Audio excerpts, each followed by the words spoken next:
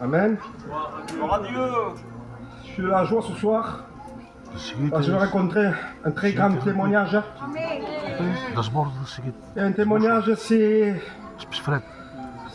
en nous. Ça, c'est Jésus qui nous l'a donné. Gloire à Dieu. Je vais raconter mon témoignage, c'est cette expérience que j'ai eue Gloire à Dieu. à travers mon petit-fils. Voilà, ouais. Mon petit-fils, par la médecine, était condamné. À sa naissance, il était déjà perdu dans ce monde. Et quand on était à l'hôpital, j'étais avec les frères, on intercédait à la prière. Oui. Alléluia. Et Jésus parlait dans mon cœur. Mais les problèmes sont venus. Quand les docteurs ont... Quand mon petit-fils est venu au monde, il a fait une arrêt cardiaque. Et cet arrêt cardiaque, il est resté un temps sans oxygène dans le cerveau. Et les docteurs ont dit qu'il y aura des problèmes dans la suite. Et là, on est resté 3-4 jours à Perpignan, à l'hôpital. Mais les choses empiraient. On l'a transféré à Montpellier. Et quand j'avais ma belle-fille encore à l'hôpital. Et les ambulances, ils l'ont pris, ils l'ont amené à Montpellier. Et le lendemain, Montpellier nous a appelés. Ils nous demandaient d'aller en urgence à Montpellier parce que ça allait pas bien. On est monté comme on a pu. Et quand on est arrivé à Montpellier, on s'est arrêté à un magasin pour acheter quelques trucs pour manger parce que c'était tard. Et là, il y avait des frères et des non-convertis. Et je dis, allez acheter, moi je reste au parking. Parce que je savais encore que je devais prier encore. Et là, j'étais dans la voiture, j'étais en train de prier.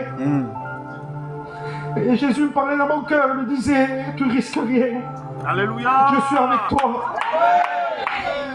Et ça, je vous parle, ça fait toujours même pas 1 an que je suis chrétien. Et là, on rentre à l'hôpital.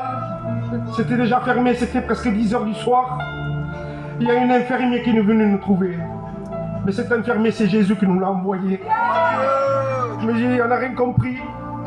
Ça fait 20 minutes, tout a changé. Votre petit-fils, il est hors danger. Gloire à Dieu. Mais il y a encore beaucoup d'examens parce qu'à Perpignan, les 2 jours qu'il y a eu, ils ont fait des électrochocs parce qu'il y avait son cœur qui allait trop vite. Et en faisant les électrochocs, ils ont arrêté 3 fois le cœur de mon petit-fils. Et ça a fait des problèmes dans le cerveau.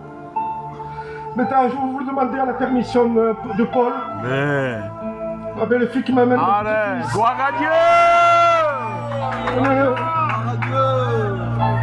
Ça, c'est le miracle de Jésus, ça. Gloire à Dieu. Alléluia. Gloire à Dieu.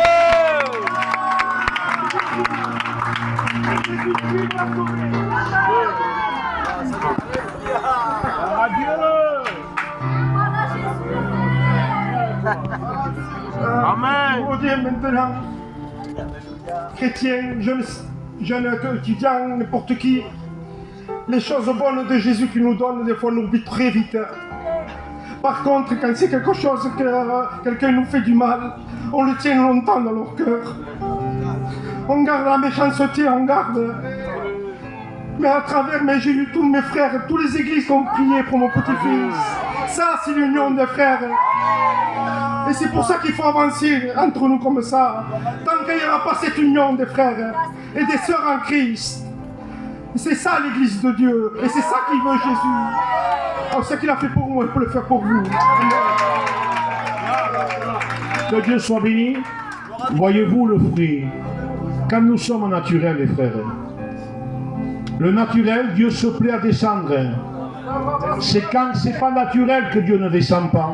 À un moment donné, les disciples regardent le temple, il y a Jésus à côté. Ils disent qu'il est beau ce temple. Il y a tout pour que Dieu y soit. Pensé par David, construit par Salomon, l'homme sage, choisi de Dieu. Et Jésus le regarde, en 3 jours, je le détruis.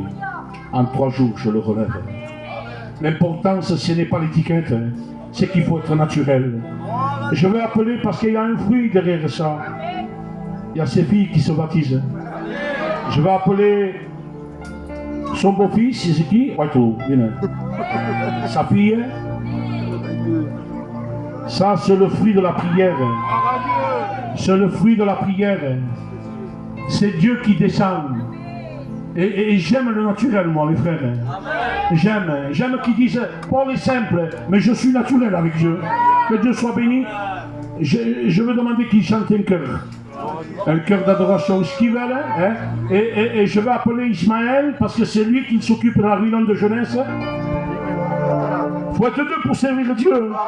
Hein? Il y a l'ancien, le berger, mais il y a aussi Ismaël qui a fait son travail dans l'œuvre.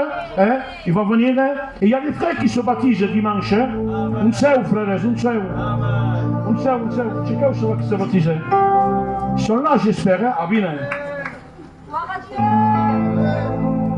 Ça, c'est le travail de la réunion de jeunesse, le frère. Hein? Il n'y a pas Ah, la Cathy. La compagne d'Ismaël. Ils vont chanter un chœur ensemble.